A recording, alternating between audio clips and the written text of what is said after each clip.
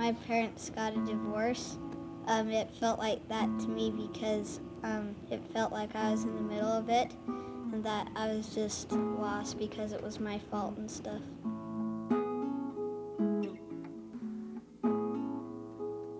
The hardest thing was I didn't see my dad for a while. I just thought that my family wasn't going to be together for the rest of my life. I didn't hope that they would get a divorce.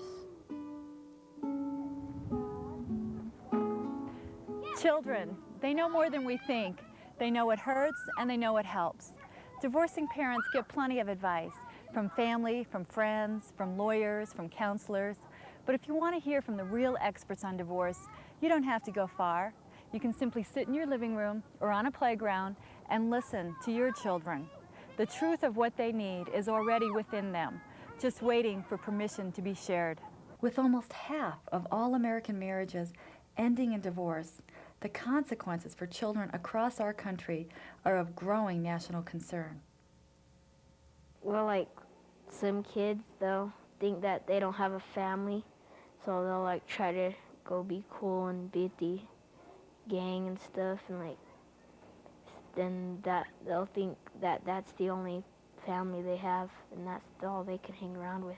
Courts throughout the country are becoming very sensitive to the needs of children and are recognizing what the therapists have said for years, that children need both parents for a healthy emotional development. The reality of divorce means acknowledging the short-term and the long-term effects that a parental breakup can have on a child. The greatest factor in predicting how a child will cope and adjust to the parent's divorce is how the parents handle it. Much of the child's emotional adjustment depends directly on what the parents say and do during and after the divorce. Well, there's like a lot of kids that are blaming themselves for stuff that they didn't do, and it's not really their fault. It's just that their parents are having like a hard time and like are not making it right now, so that they are gonna split up.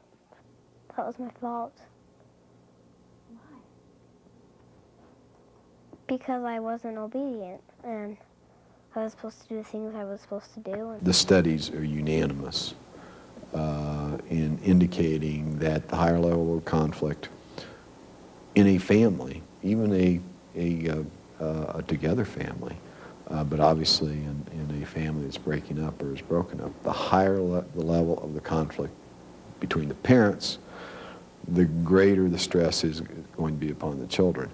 And even if there was no research whatsoever, I mean, your own God-given common sense would indicate that, because the conflict that you are participating in is just going to be reflected and mirrored to your children, and they are going to act out either at home or elsewhere, but they're obviously going to have a lot of stress. And you know, that's not even an arguable thing. That just happens. And if it's possible, if the parents can remain friends, I mean, not close, but if they can, like, so you have a positive attitude, and if you can say, well, I can love both my parents and they both love me, and, you know, then everything's a lot easier. Criticizing a child's other parent creates a gigantic loyalty conflict for children. They naturally want approval from both parents, and interfering with their relationship with the other parent puts the child in a no-win situation. Inevitably, their loyalties become divided, and they feel like they need to take sides. Or they might lie about their feelings to go along with what they've been told.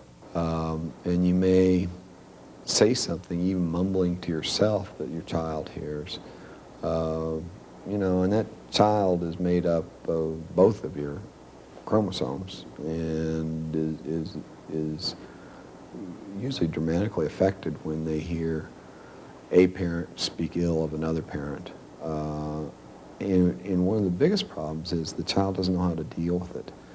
Do they just sit there and listen? Do they play like they don't hear? And one of the ways, if you really want to create problems for your children and make them turn even more inward and to keep their problems inside rather than expressing them, is to badmouth the other parent. One sensitive issue involving children during a divorce is the matter of financial child support. Unfortunately, many children become aware of these financial matters, which really should be left to the adults. Involving children in the discussions about money puts adult burdens on the shoulders of children. Furthermore, children may conclude that they're not cared about if a parent doesn't pay child support. This affects their self-esteem, causing them to wonder, what's wrong with me to make my parent not love me? One's going to be paying child support to do that, because kids put money and love together, that they don't care enough about me to give us child support so that we will be able to live.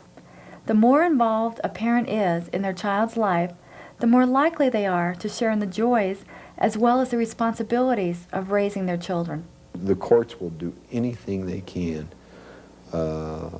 to facilitate, to make it easier for both parents to be actively involved in their children's lives in a warm and happy fashion, not in a forced or kind of a strained fashion. A healthy relationship with both parents is critical to a child's sense of self. Although scheduling might occasionally be difficult, it's important that both parents encourage frequent contact between the child and the other parent. I just tell him that I miss him, and I wish we could hear from each other more often. And it's important that that child does not feel deserted by either or both parents. They wonder because they're wondering why they're not seeing him every day like they used to. But sometimes divorcing parents might fight over who should have custody. Nobody wins in a custody battle.